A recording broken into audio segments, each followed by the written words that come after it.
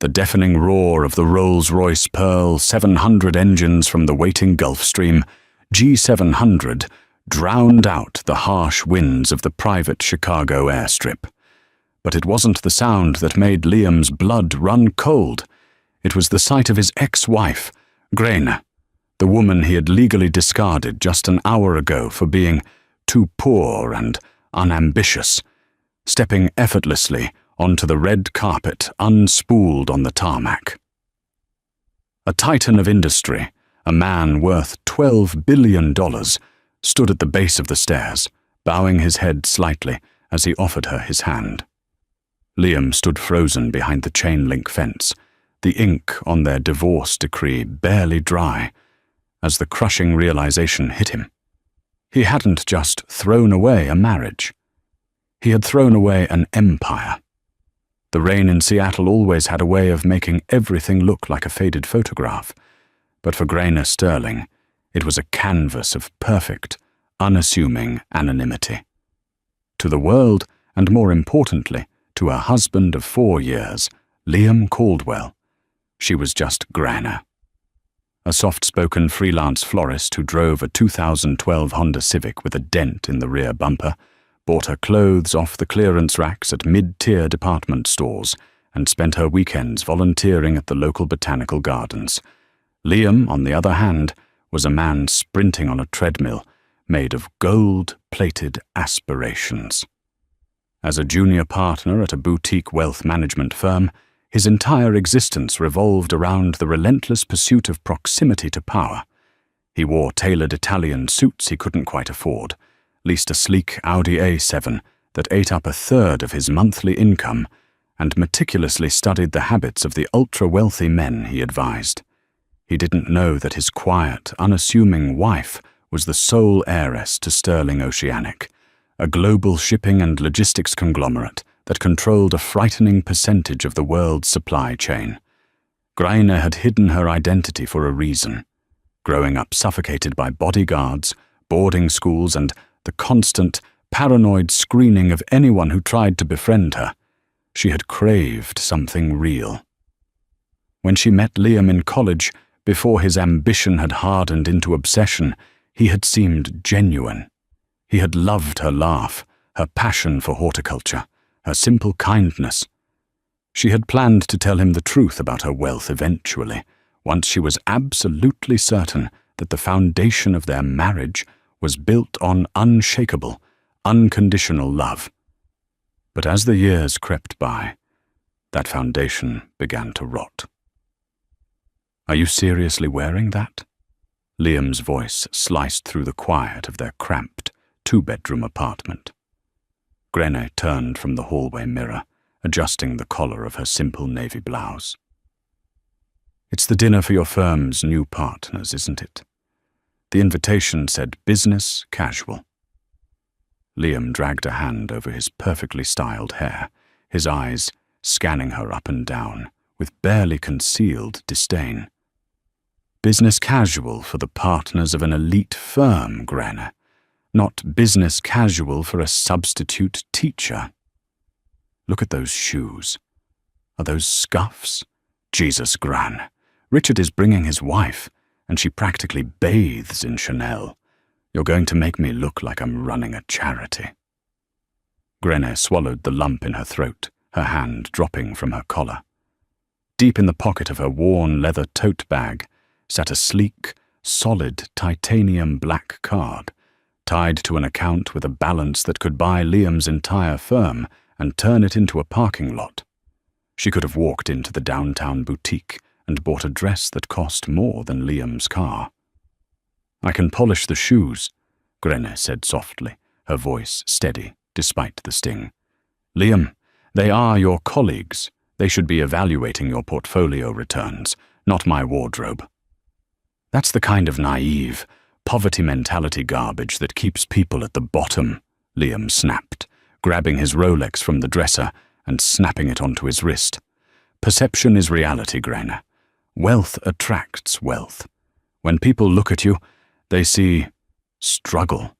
They see a ceiling, and I can't have them projecting that ceiling onto me. The words struck her like a physical blow. Poverty mentality. She looked at the man she had married, the soft-eyed college student who used to share late-night pizzas with her, was gone, replaced by a hollow, status-obsessed stranger who measured human worth in zip codes and brand names. The dinner that evening was a slow, agonizing execution of their remaining affection. Liam seated Grainer at the far end of the table, subtly positioning himself next to Chloe Kensington. Chloe was a new client at the firm, the daughter of a regional real estate developer. She was loud, dripping in flashy designer logos, and carried an air of manufactured superiority. Throughout the evening, Liam practically fell over himself to laugh at Chloe's jokes, pouring her wine, his body angled entirely away from his wife. "So, Grain," Chloe purred loudly over the clinking of crystal glasses, drawing the table's attention. "Liam tells me you work with dirt? Something with plants." A few of the partners chuckled. Liam looked mortified, his jaw clenching. "I'm a botanist," Grainer replied calmly, offering a polite smile. "I specialize in urban ecology and sustainable greenhouse integration." "How quaint," Chloe replied, swirling her Cabernet. "Liam was just telling me he needs a partner who can keep up with his trajectory. Corporate dinners, international galas. It must be so exhausting for you, trying to fit into his world." Grainer looked at Liam, waiting for him to defend her, waiting for him to say that her work mattered, that she was his wife and his equal. Instead, Liam offered an apologetic, embarrassed smile to Chloe and the table. "Grainer has a good heart," Liam said, the tone so patronizing it made Grainer's skin crawl. "But yes, the corporate sphere isn't exactly her natural habitat. She prefers a simpler, smaller life." Grainer's hands tightened in her lap. Underneath the table, she pressed her thumb against her wedding ring. The illusion was finally breaking. He didn't just resent her supposed lack of money.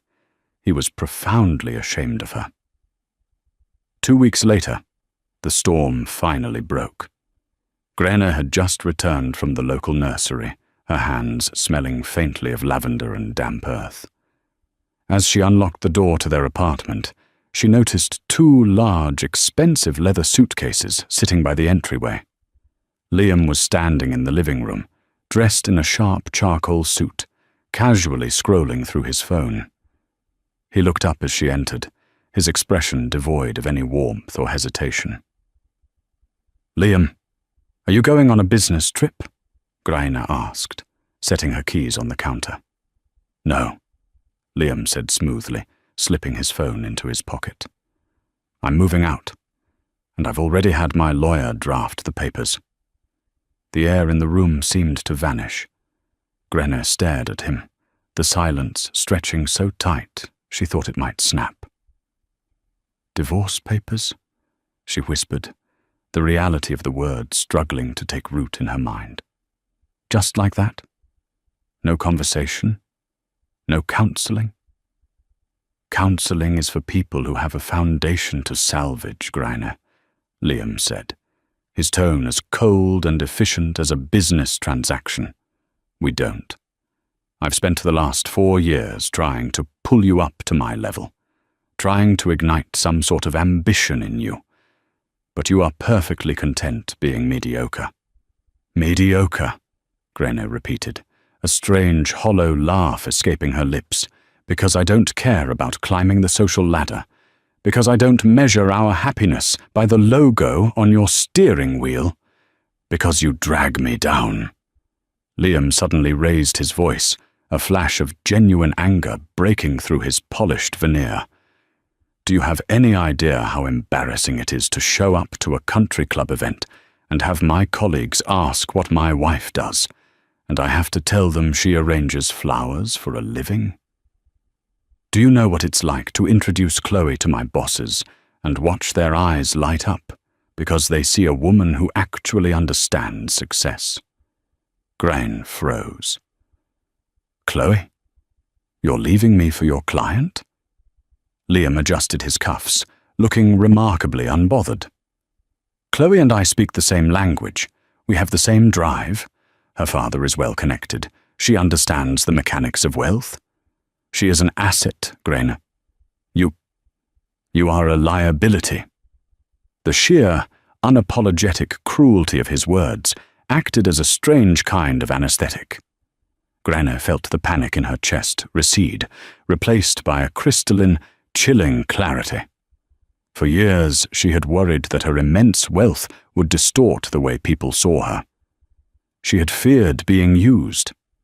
Now, ironically, she was being discarded precisely because she had successfully hidden it. Liam walked over to the kitchen island and tossed a thick manila envelope onto the granite surface.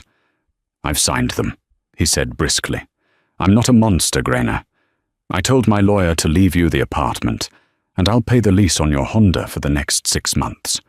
There's also a modest alimony clause, enough to keep you afloat until you figure out your life. I know you don't have savings. Grainer looked at the envelope. In the floorboard of her closet, tucked inside a fireproof lockbox, were documents proving her ownership of real estate portfolios in London, Manhattan, and Tokyo. She owned the very building Liam's wealth management firm leased their offices in. A fierce, burning temptation rose in her throat. All she had to do was walk into the bedroom, open the lockbox, and throw her bank statements in his face. She could watch the arrogance melt from his features. She could watch him realize that the asset he was leaving her for was a pauper compared to the queen he had in his home.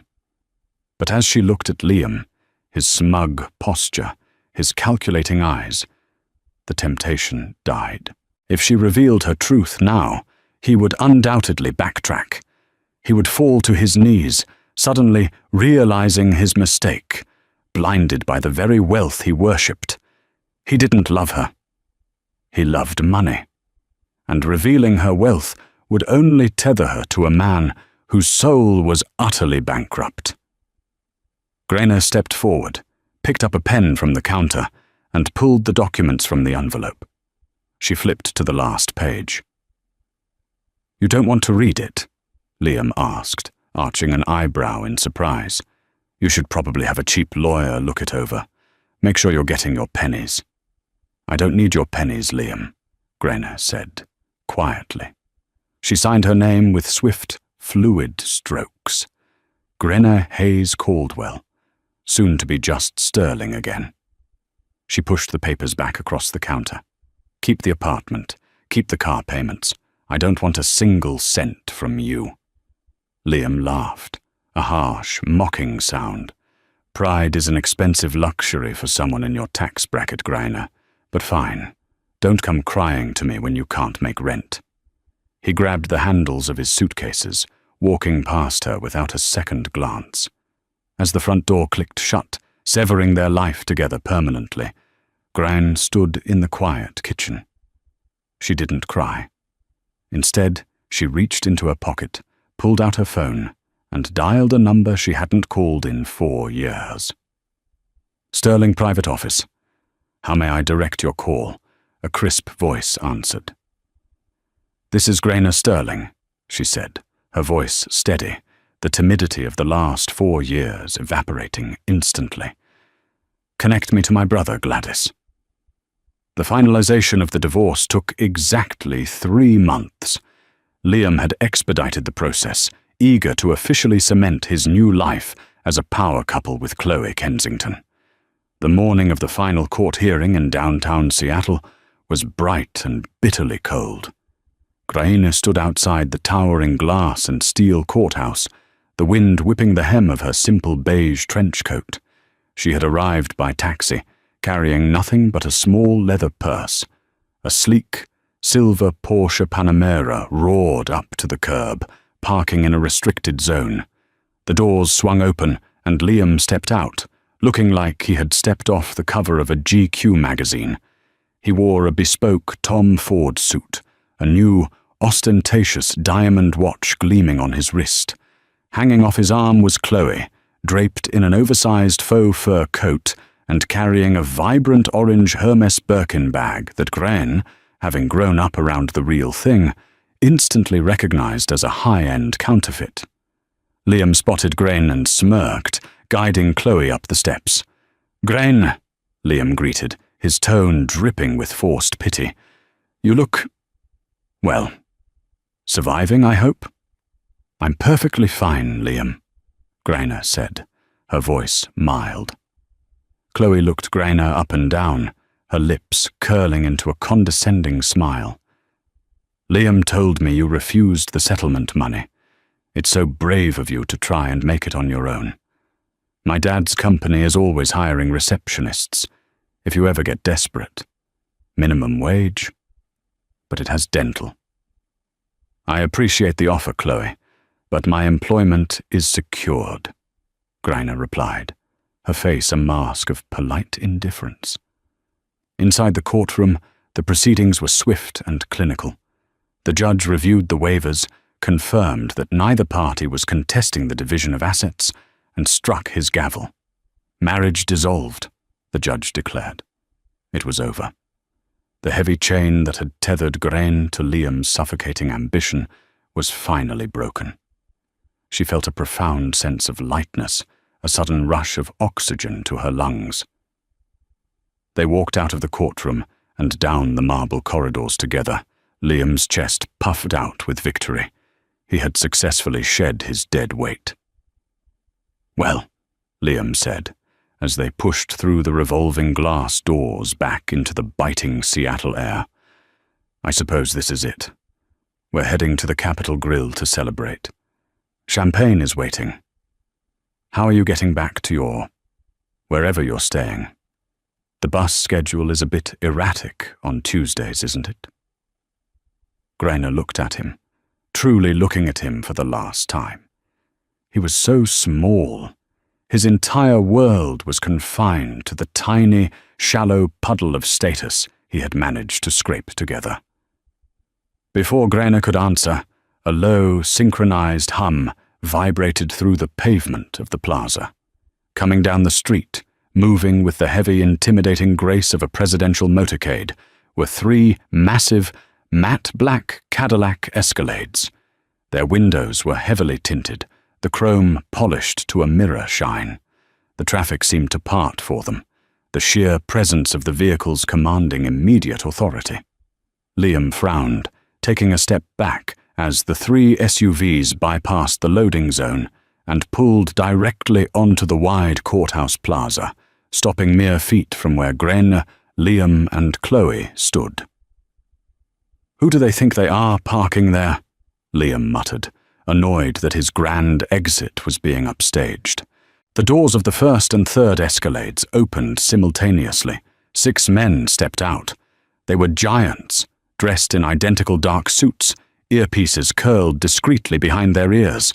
They moved with military precision, instantly forming a loose perimeter around the center vehicle. Chloe gasped, clutching Liam's arm. "Liam, look at the license plate on the center one. SG1. That's a corporate diplomatic plate." The rear door of the center Escalade opened.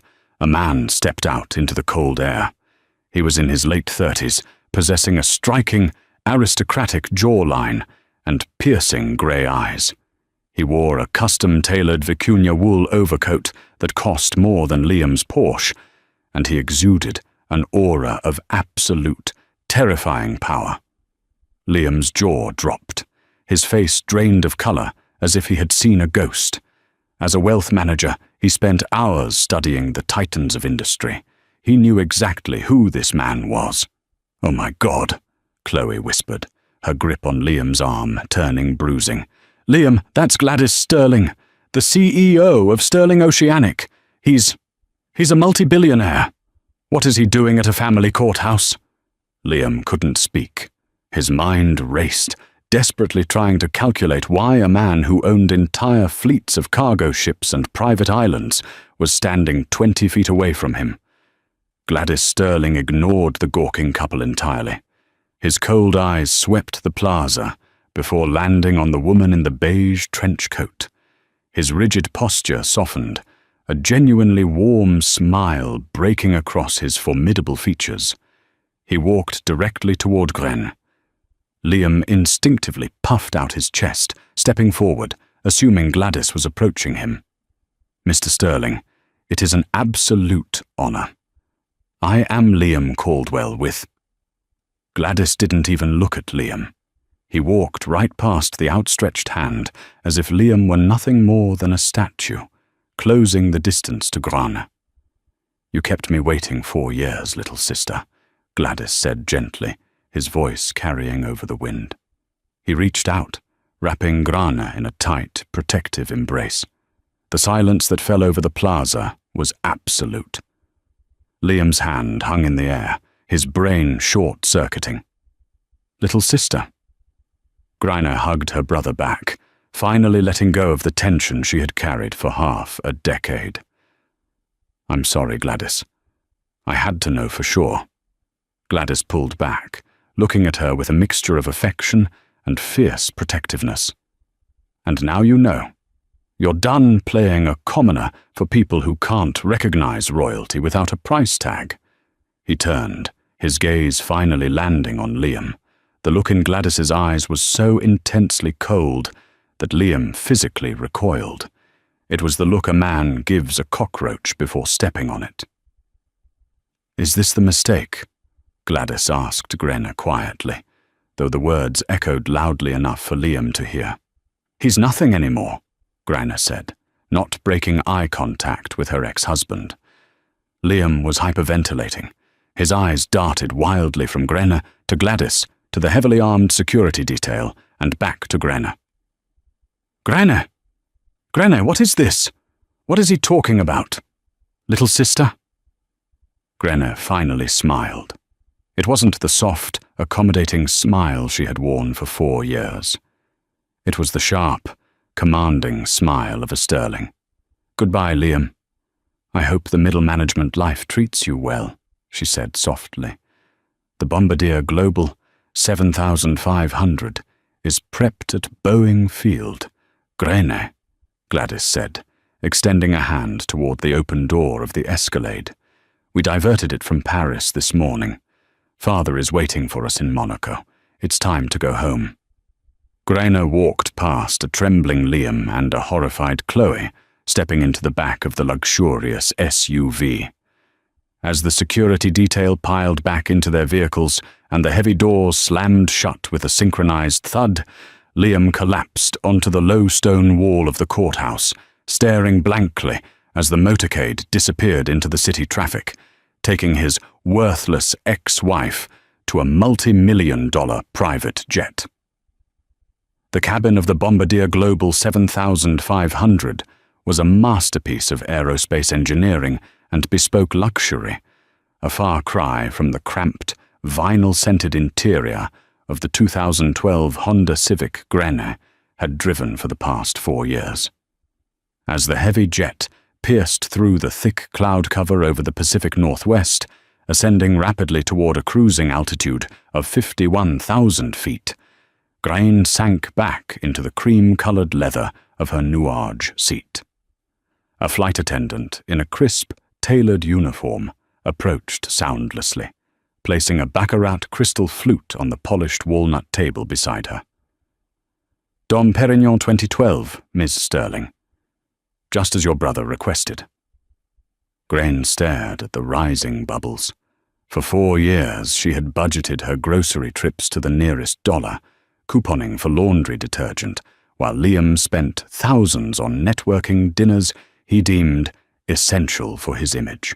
Now she was drinking champagne that cost more than their monthly rent, miles above the earth, while traveling at Mach 0.92. Gladys sat across from her, his long legs crossed, a tablet resting on his lap. He set it down and studied his sister. The cheap beige trench coat had been handed off to the purser and replaced with a plush Loro Piana cashmere throw. "I hated every second of it, you know," Gladys said, his voice a low, steady rumble over the quiet hum of the Rolls-Royce Pearl 700 engines.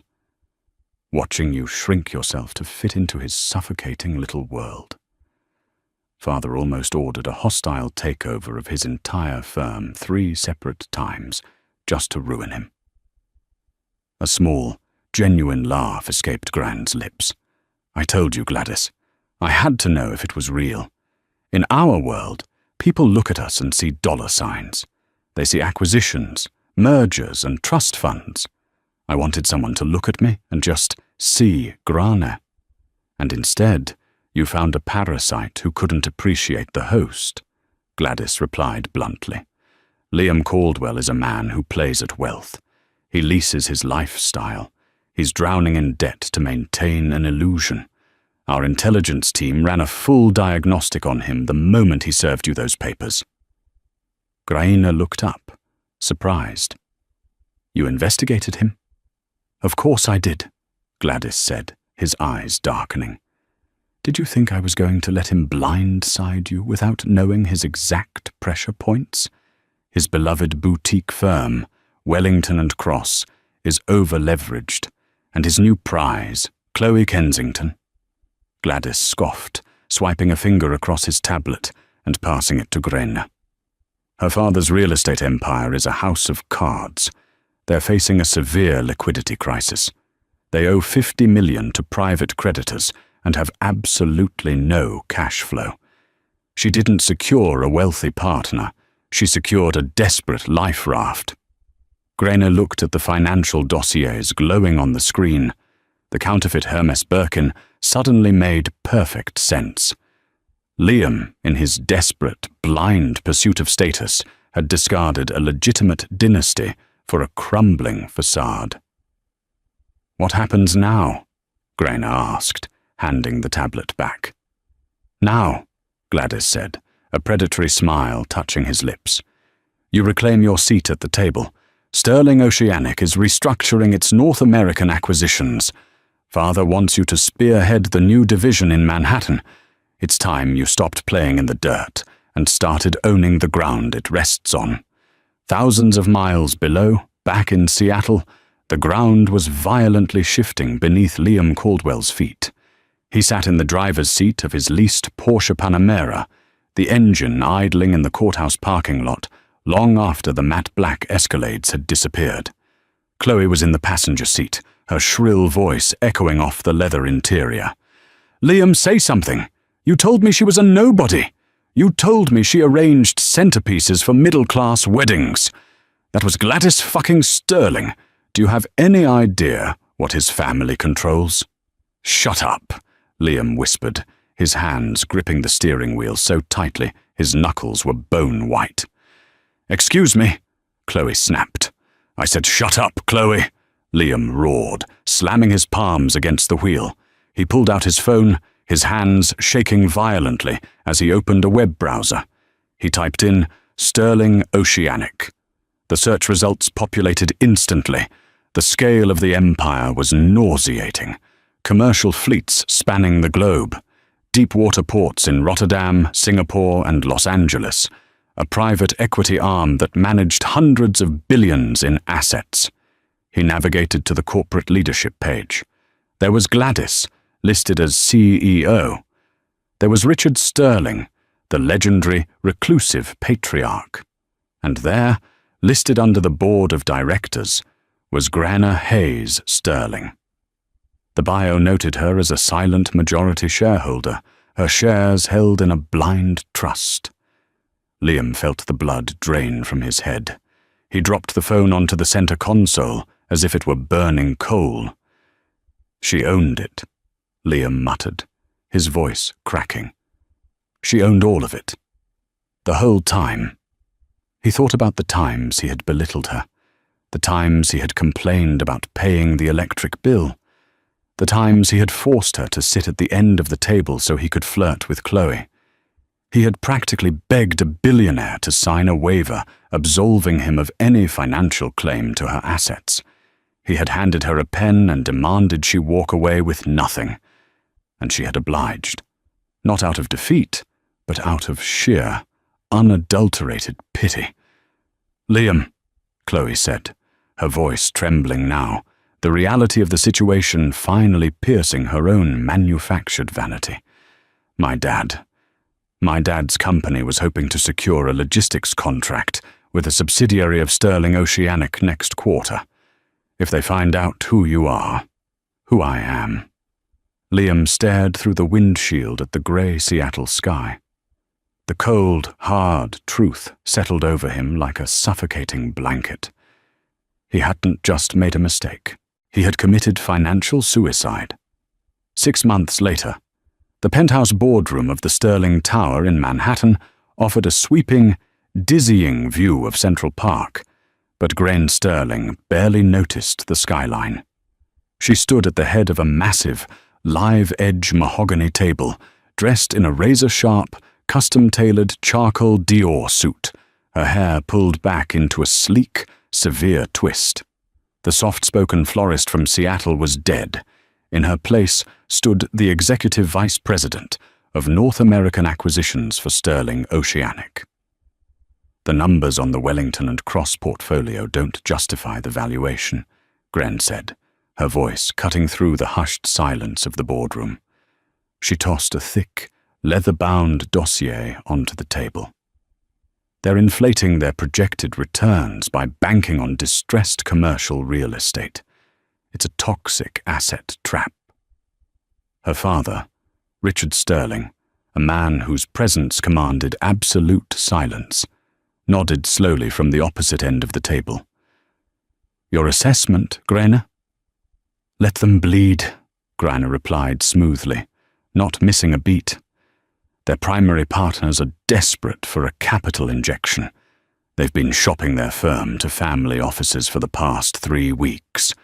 We let them sweat until the end of the quarter, wait for their valuation to plummet, and then we buy their infrastructure for pennies on the dollar and dissolve their executive board."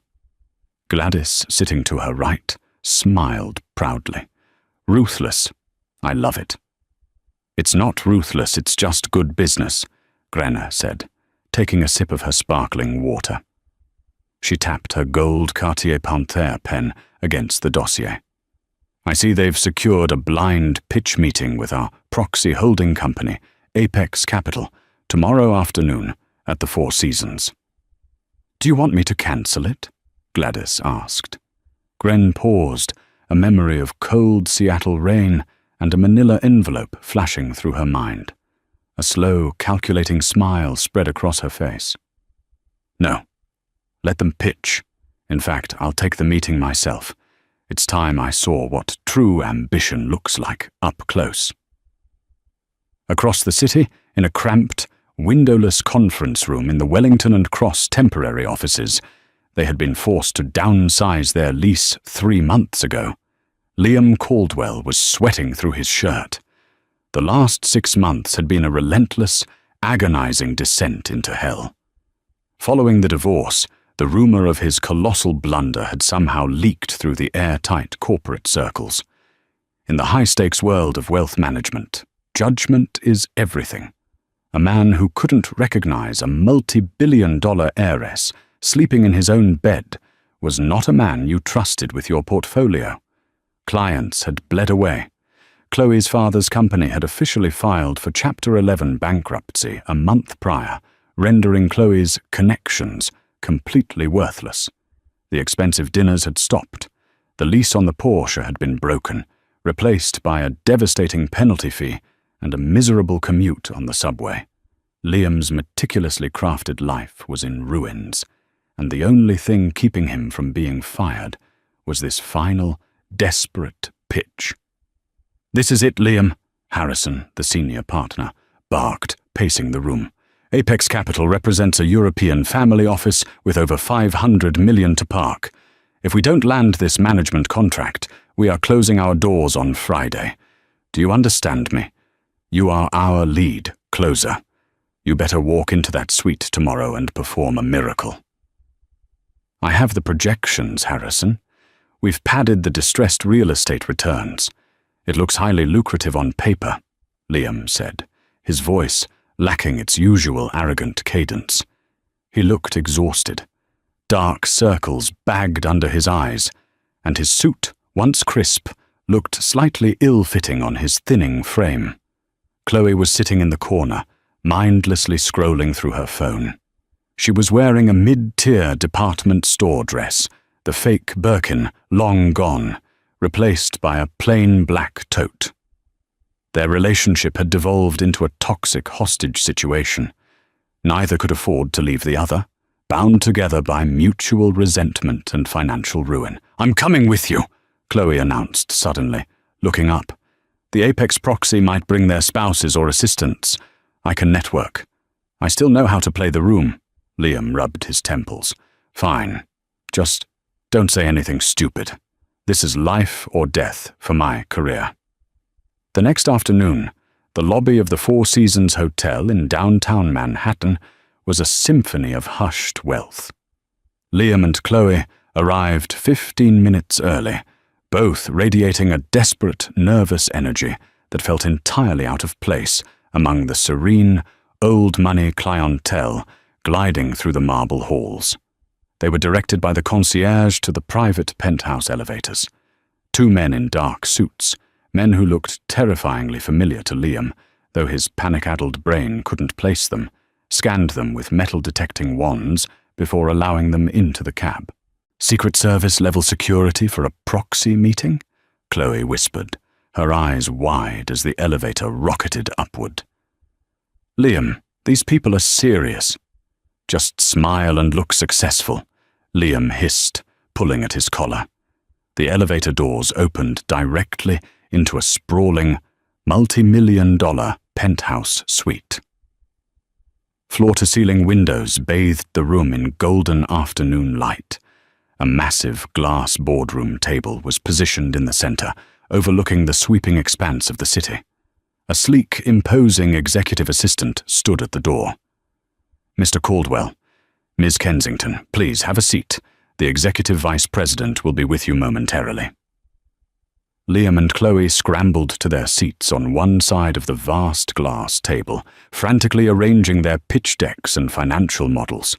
Liam's heart was hammering against his ribs. This was it. Salvation.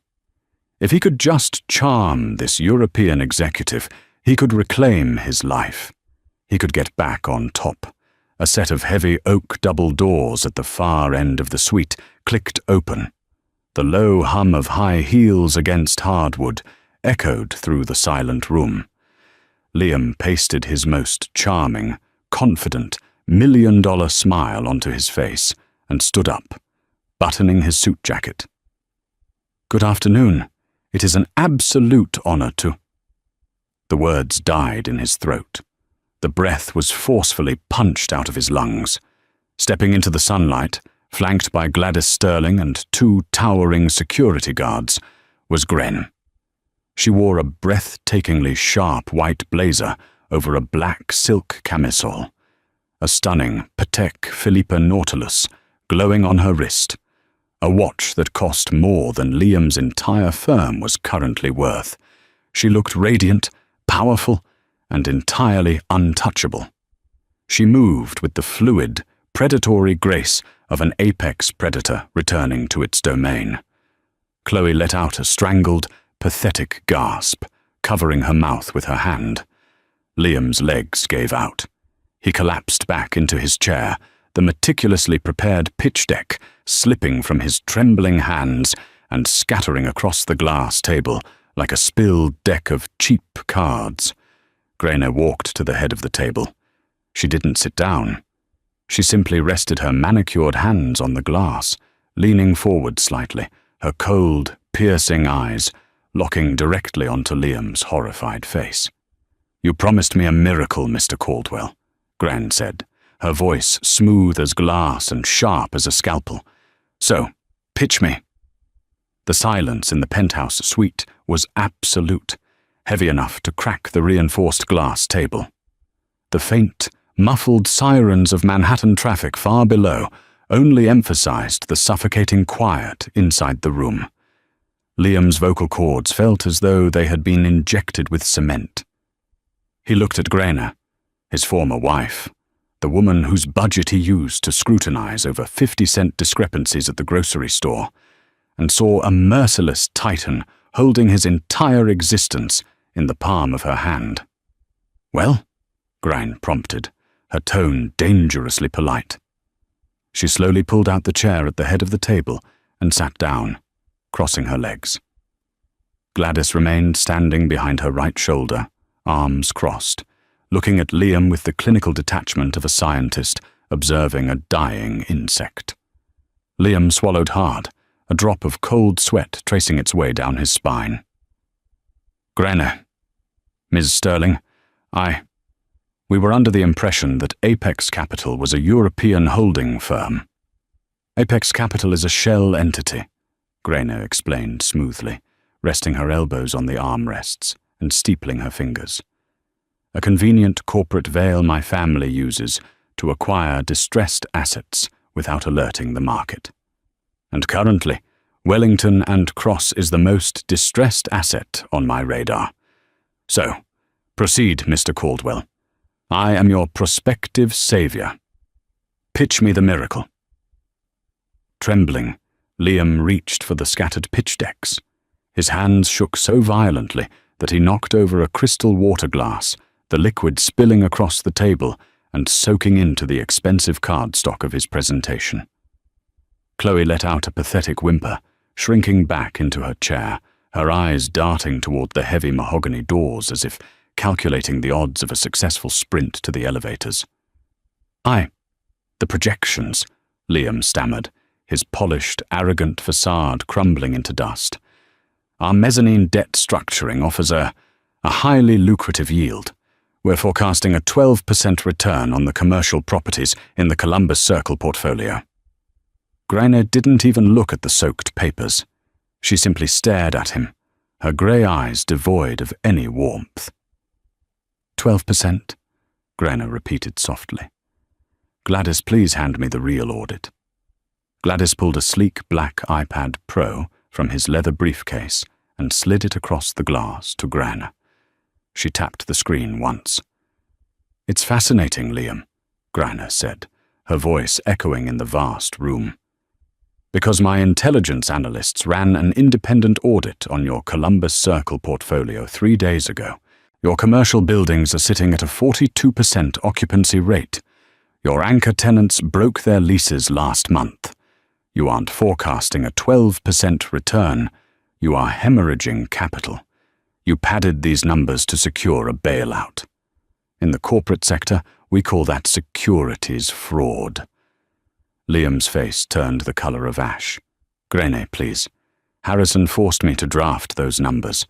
It was the partner's decision, not mine. I'm just the messenger." "Always shifting the blame," Grine mused, tilting her head. "Always looking upward for someone to carry you, or downward for someone to step on. Tell me, Liam, how does it feel to finally look at me and realize you're looking up?" Chloe, desperate and entirely devoid of loyalty, suddenly leaned forward, tears streaking her makeup. "Ms. Sterling!" "Grine, I had nothing to do with this. He lied to me too. He told me he was a senior partner. He told me he was wealthy. My father's company is bankrupt. I have nothing. Please, I can be an asset to your firm. I know the local real estate market. Ms. Kensington." Grine cut her off, her voice cracking like a whip. "This is a closed board meeting, not a reality television confessional. You are here solely because your presence provides an amusing symmetry to this pathetic display. Do not speak again."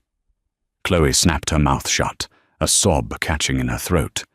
Grine turned her attention back to her ex-husband.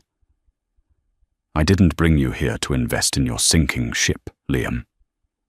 I brought you here to inform you of a restructuring." Liam looked up, a glimmer of desperate hope flickering in his eyes. "Restructuring? You're buying the firm?" "Oh no." Grine smiled, a chilling, brilliant expression. "Sterling Oceanic doesn't buy garbage. We buy the land the garbage sits on. At 9 a.m. this morning, while you were ironing that cheap suit, my father and I executed a hostile, leveraged buyout of the parent conglomerate that holds Wellington and Cross's debt. We didn't buy your firm. We bought your creditors." The realization hit Liam with the force of a freight train. She wasn't an investor. She was his absolute owner. As the new majority debt holders, Grainer continued, standing up and buttoning her pristine white Dior blazer, we are calling in the loans, immediately. Wellington and Cross is insolvent. The firm is being dissolved as we speak. Your keycard to the building has already been deactivated. Your senior partners are currently being escorted out of the lobby by my private security contractors. You can't do this, Liam whispered, tears finally spilling over his eyelashes. Grainer, this is my entire life. My career. I have nothing else. I'm drowning in debt. I know, Grainer said quietly, leaning down until she was inches from his face. You leased a life you couldn't afford, Liam. You worshipped at the altar of money, and you sacrificed our marriage on it. But the supreme irony is that you were too blind to recognize the very thing you worshipped when it was sleeping right next to you. She straightened up, turning her back on him. You are officially terminated, Mr. Caldwell. With cause. My legal team will ensure you never hold a Series 7 license in the financial sector again. Security will escort you and your companion to the service elevator. As the two massive security guards stepped forward, hauling a sobbing Liam and a hysterical Chloe out of their expensive leather chairs, Liam looked back one last time. Grainer stood perfectly still in the golden Manhattan sunlight, the undisputed queen of an empire he could have shared, had he only possessed a fraction of a human soul.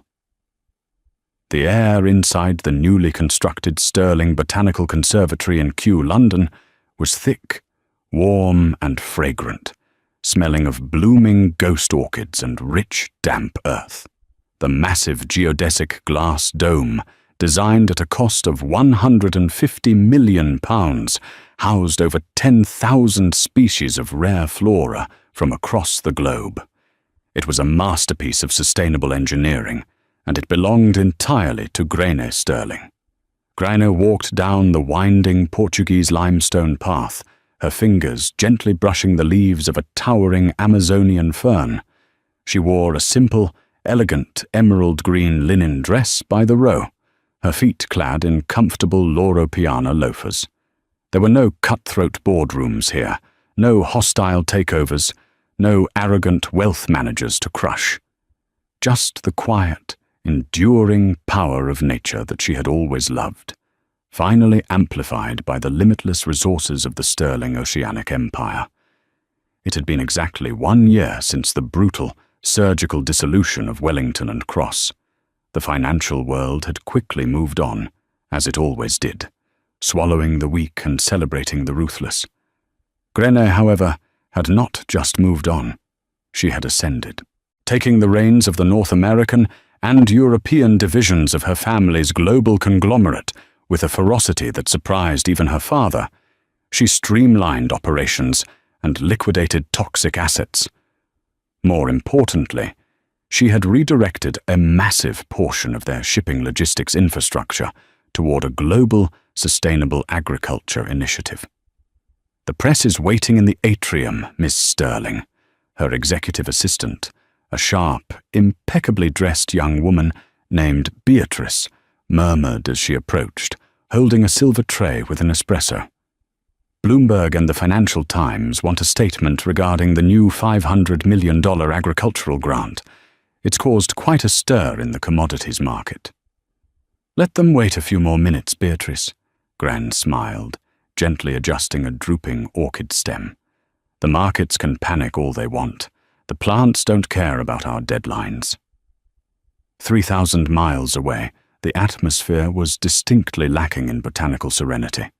Liam Caldwell stood behind a scuffed, imitation wood laminate counter at a mid-tier budget rental car franchise just outside Newark Liberty International Airport.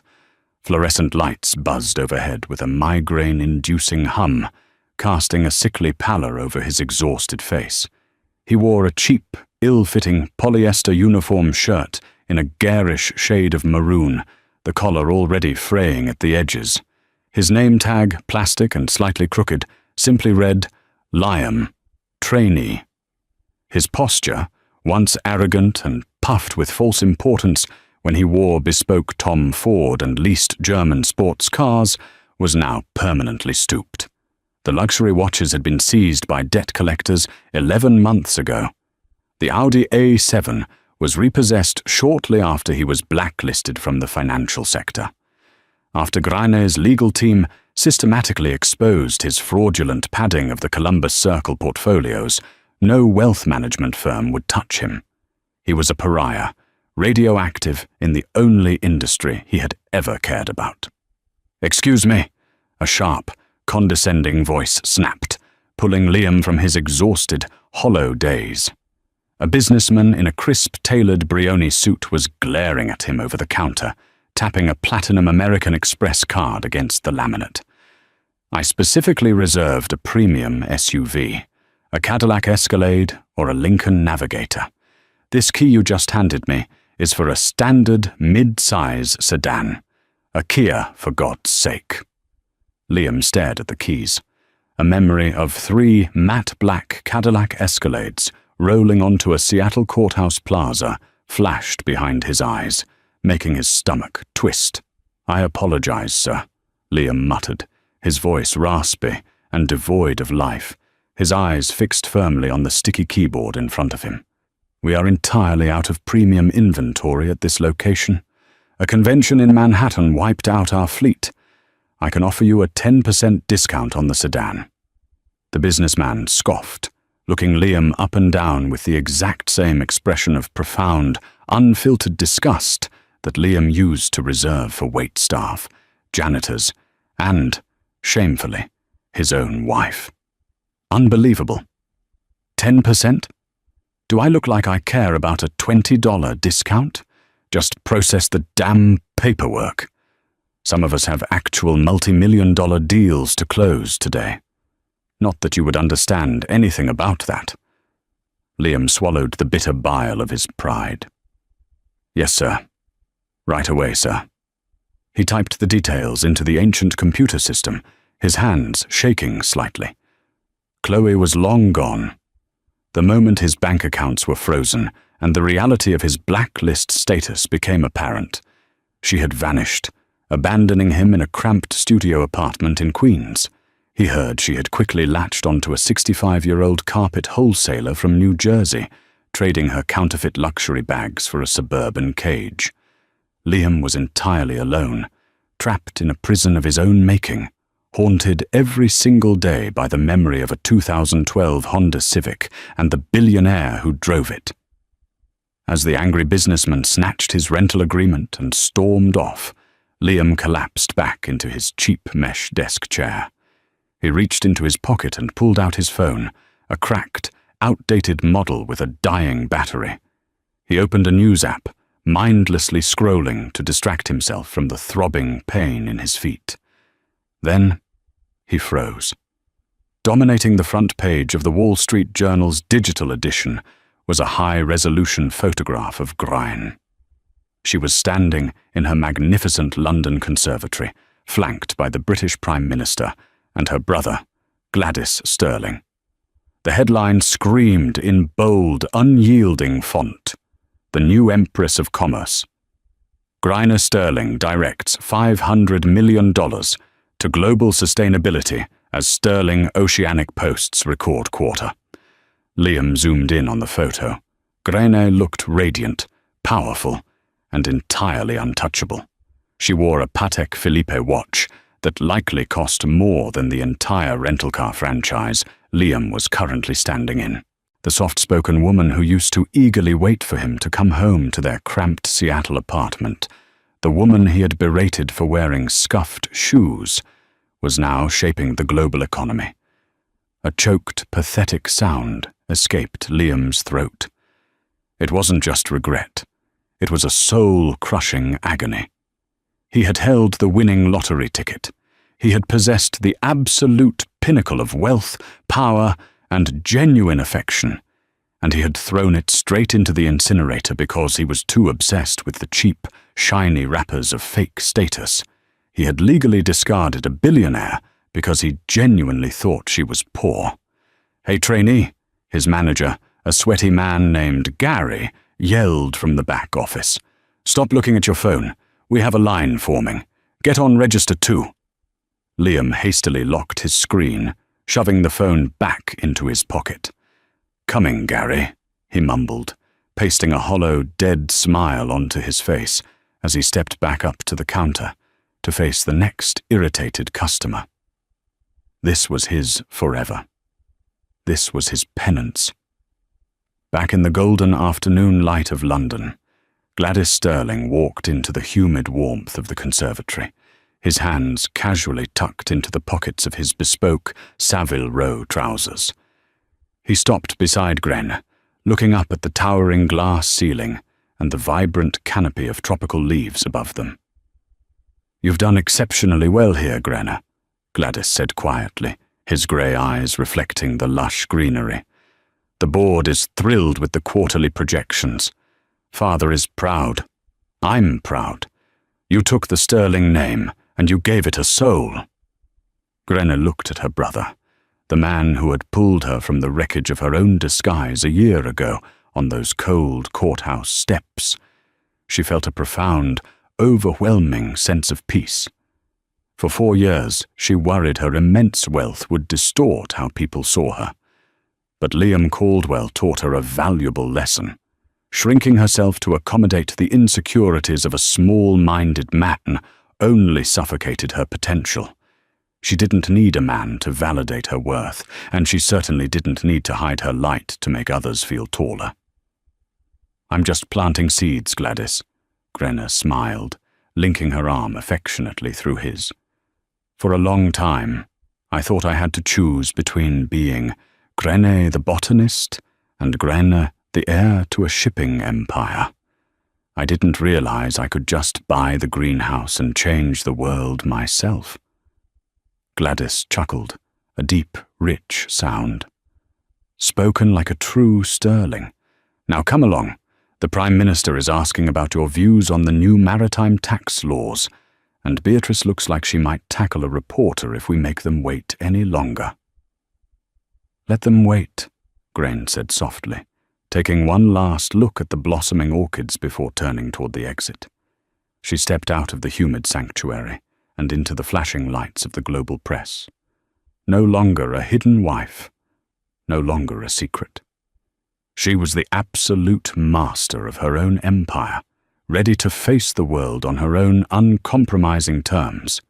In the end, the greatest tragedy of Liam Caldwell was not his spectacular financial ruin, but his profound inability to recognize authentic value. He was a man who spent his life chasing glittering mirages, entirely blind to the solid gold foundation standing quietly in his own home. By discarding Grain in pursuit of a fabricated, hollow status, he unwittingly orchestrated his own complete destruction, trading a legitimate dynasty for a crumbling facade. Grenne's journey, conversely, was one of spectacular liberation. She learned that shrinking herself to accommodate the insecurities of a small-minded man only suffocated her true potential. When she finally stepped out of her velvet cage, she didn't just reclaim her staggering wealth, she reclaimed her identity. She proved that true power does not roar to demand attention. It moves in silence, absolute and unshakable, waiting for the perfect moment to shift the earth.